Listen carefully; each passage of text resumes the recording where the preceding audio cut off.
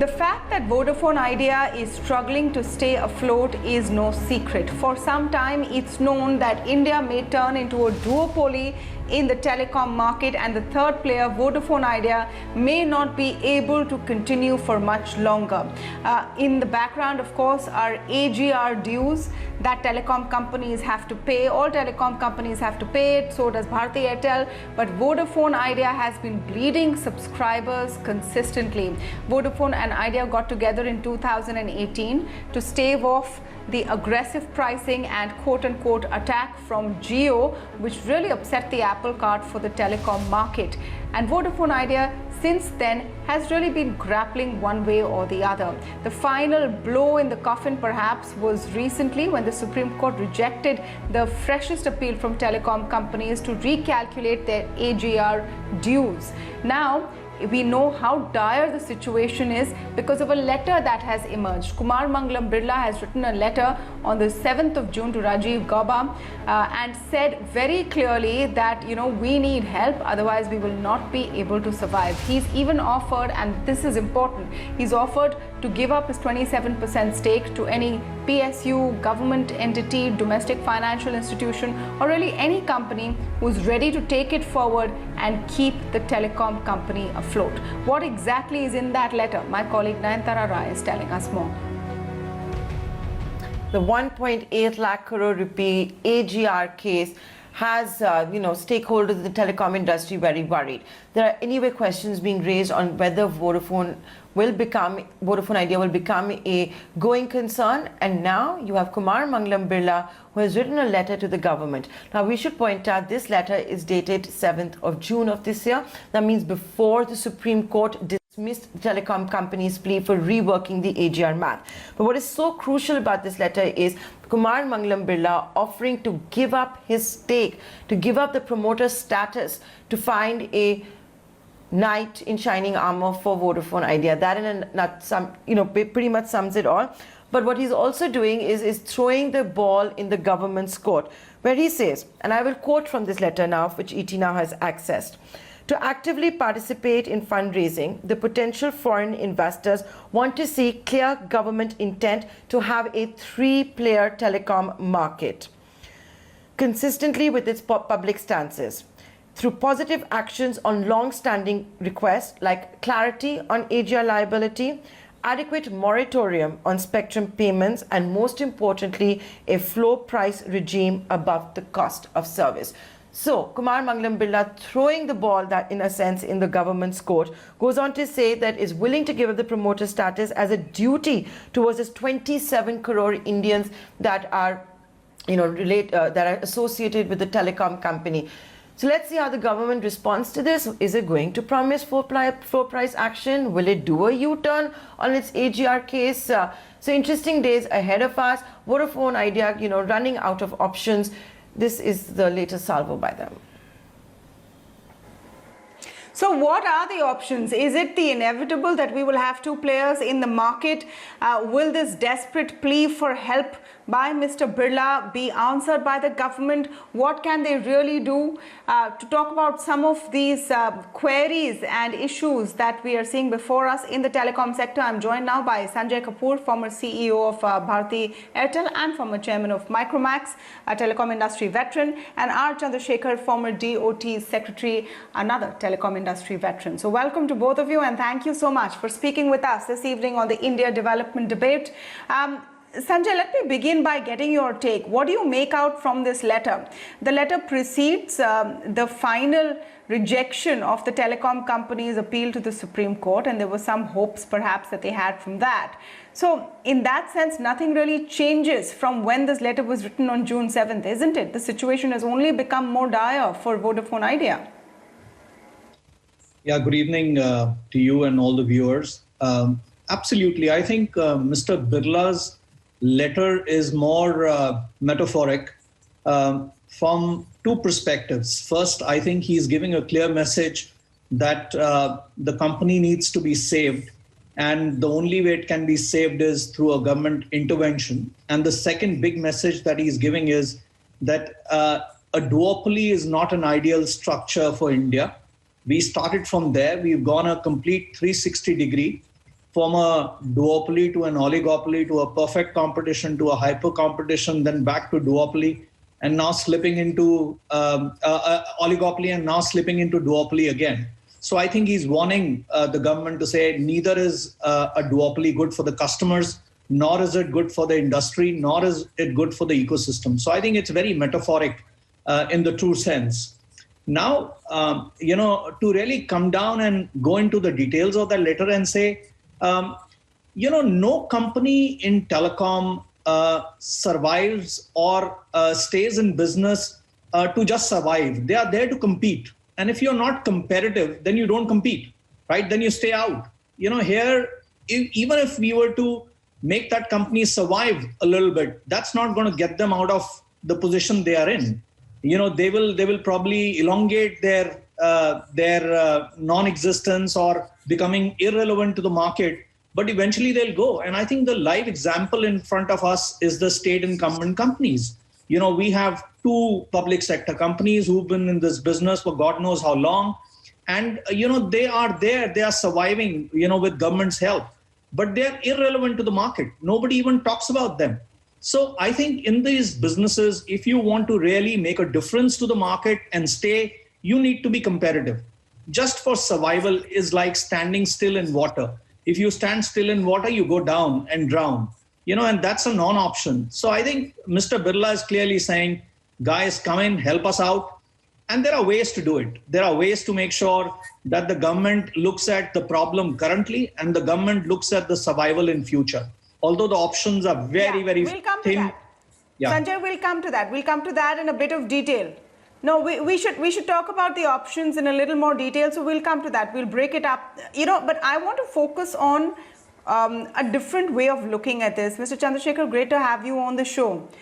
Why should anyone really care beyond a point whether Vodafone-Idea survives? The basic reason being given is that you don't want a duopoly. This will ultimately hurt consumers if you have less choice. I mean, we had at one point 11, 12 telecom operators. Now we came down to 3. Effectively, now you have 2 strong ones, and we don't know what's going to happen with V.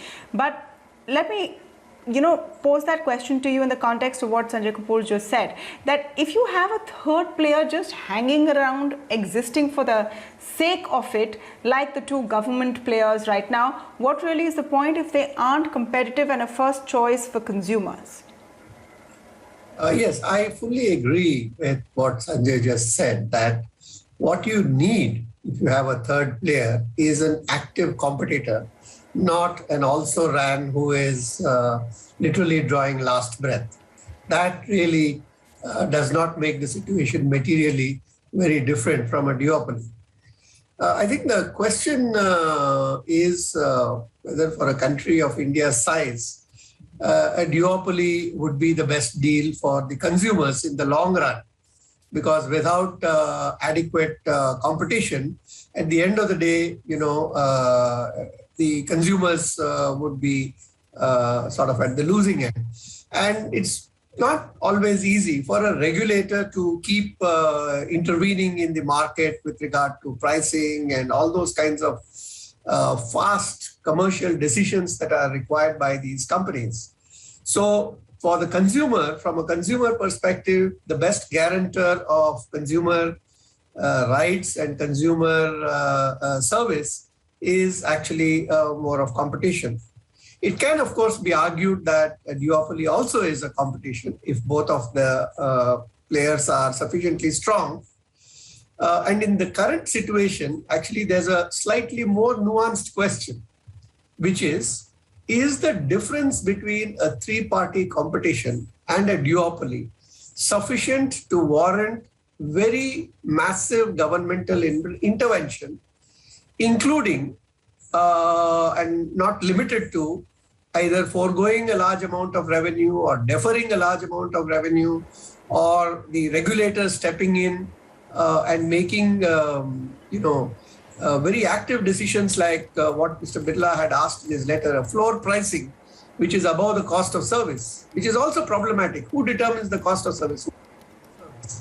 And if the third player's cost of service is higher than the others, for whatever reason, maybe the choice of technology or a later entrant having a technology advantage or deeper pockets or whatever, But still, that is a very problematic decision. And I think the regulator intervening in pricing is a much more difficult, and as well as something which needs to be resorted to only in an extreme situation. So I think the point is, Okay. So if I were to put this, yeah, that basically the idea is that in the eventuality that 27 crore subscribers are suddenly left rudderless and serviceless, I think the attempt is to make sure that the government is also left holding the sack and not just the player.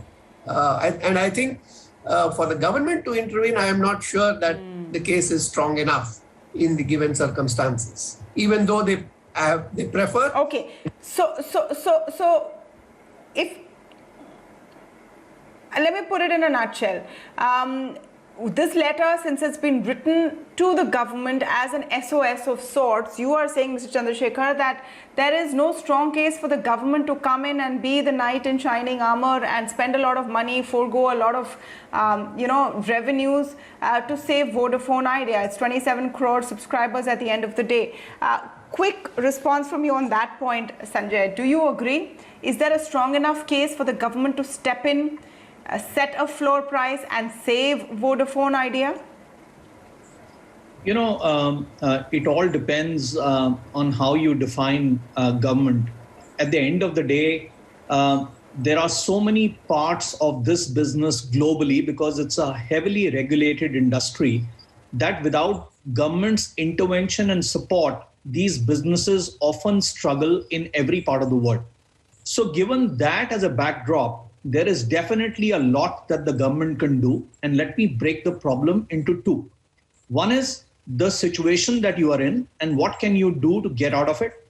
The other is how do you live the life going forward so that the industry and the surviving players are competitive enough and can provide great experience to their customers, which is competitive globally. So these are the two problems. As far as the current problem is concerned, where an AGR definition led to the sort of cases that we are in, this is a debate that goes on in every part of the world. Should everything that a telecom player earn be counted as an AGR eligible revenue, or only that comes from his service because he's providing those services based on the spectrum and the infrastructure that the government allows him to operate on? So I think that's been a debate. Now government is saying, no, we should correct it. That is for future. Right now, the problem that the courts have intervened, the only thing that DOT can do, because the operators were saying, please allow us, if there are any calculation mistakes, to be corrected. If there's any mathematical error or duplication of payment, allow us to correct this.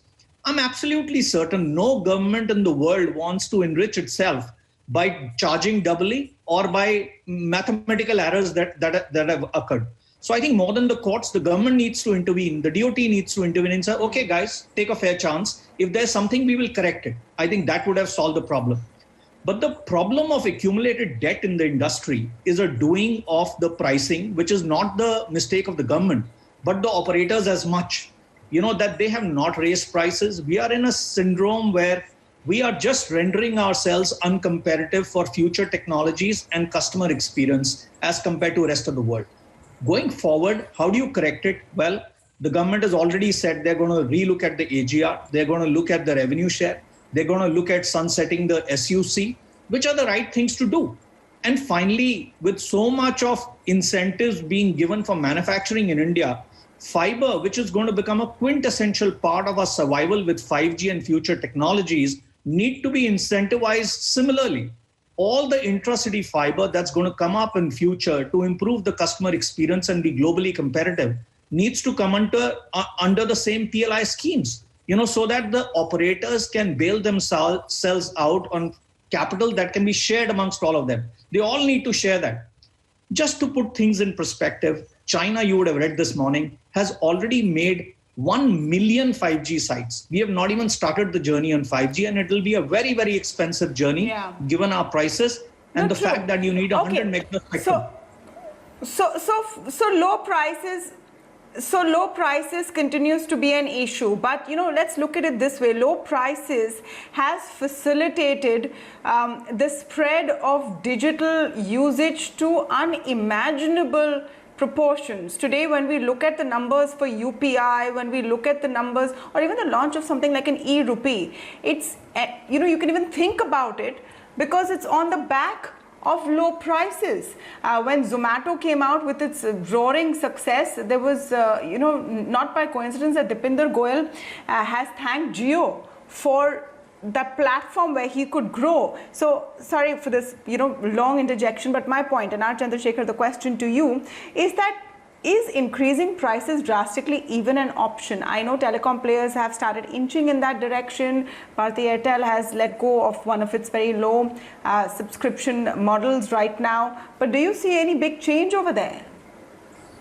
Well, it's also a question of balance here, because I think the point is that the prices need to be low for the reasons that you have mentioned. There's no question. In a country like India, if we want to encourage adoption, we want to spread the benefit of digital economy to every segment of people, then clearly, the imperative is to have low prices. What is low? Again, the question is, it should be low enough to be affordable. That's on the demand side. But it needs to be high enough to be remunerative for the providers. So that they are not incurring continuing losses. That's the most obvious and minimal level. But over and above that, to enable them to continuously invest in new technologies, which, by the way, are the things that are needed if you want to provide more efficient service or you want more bang for the buck in order to provide cheaper services. So when we want high-speed broadband, 5G and beyond, then obviously there has to be room for the companies to make that investment. So clearly there is a case for the government to actually see what it can do to alleviate the situation in terms of enabling the business to be a little more viable for companies. The difference between what it needs to do for the future is that all the options are open for a more balanced decision. But what can it do with regard to the past is a much trickier affair. The order by the Supreme Court has reduced the room for maneuver quite a lot for the government. I think the government has very little room for maneuver on the AGR issue because even the court has refused to get into the question of reassessing the liabilities. After that order, it is anybody's guess how the court would view any attempt by the government to reassess it suo motu at this stage. Similarly, the moratorium for spectrum on terms which were already decided through a transparent price, and the thorny issue of floor pricing. So all of these are somewhat tricky, and therefore ultimately, the market itself need to make the corrections in terms of the pricing. And government or the regulator intervening on the pricing of the services is not an ideal situation at all. Okay, so let's look at this another way, Sanjay Kapoor. We've been talking about why should the government come in and have a third player just for the sake of it. It's a point you made. If you look at it another way, can India afford to let Vodafone-Idea shut down? What kind of a message will it send to investors globally? Will India then be seen as a market where at least telecom companies just cannot survive? Yes, I think it's a double-edged sword. On one side, very categorically, there's an ecosystem that makes this industry deliver its output to the consumers. This includes tower companies, it includes content companies, it includes active infrastructure suppliers, passive infrastructure suppliers, and many more. Device manufacturers, storage guys. Now the problem is that the entire economics of what got developed in India over time after going through the full cycle actually came to an equilibrium with an oligopoly. So that became the structure. There were multiple people who were sharing towers. There were multiple people who were buying content, and therefore the economies for those guys were based on that mathematics. If only 2 are left, then these guys to recover more money from these 2 guys instead of 4 in the market becomes a question mark. So ultimately, the price that the consumer is going to pay is going to go up. And anyway, if the competition comes down, there'll be every reason for the ones who are left healthily in the market to charge more from the consumers. So it disturbs the equilibrium from that perspective, and therefore duopoly is not good. Also the government revenues, the way they are coming, the bargaining power of the 2 left against the government also goes up in future. And then for you to go and convince the world to say, okay, now come into this market and give it a shot with 5G technology, 6G technology, if the quality of service deteriorates, is virtually impossible. We've seen this happen in Philippines. It had multiple players reduced to 2. Eventually now the government is introducing the 3rd player and the 4th player. But the 3rd player and the 4th player is coming there because the 2 who are there have been healthy for a very long time, but the quality of service really deteriorated. So we'll be subjected to these things. And of course, the international community to say, here's somebody who came, internationally reputed player, has done exceedingly well in other parts of the world, but came down to India and could not make his ends meet. His business case didn't work. Whereas his business case works everywhere. So I think it's not definitely a positive signal for anybody to see a Vodafone type of a company go down. Yeah, and if Vodafone-Idea kind of combination cannot work here, what really is going to be the way forward? Can the government step in? One of the options being talked about is convert debt into equity or turn Vodafone into a PSU, merge it with other PSUs, all kinds of combinations out there. But then it has to be run professionally. At least it was known for quality of service at one point. That brand image cannot deteriorate as well if there is a new captain at the helm of the ship. We'll wait and see how this story unfolds. But meanwhile, thank you so much, R Chandrashekhar and Sanjay Kapoor. We're taking a very short break, but don't go away.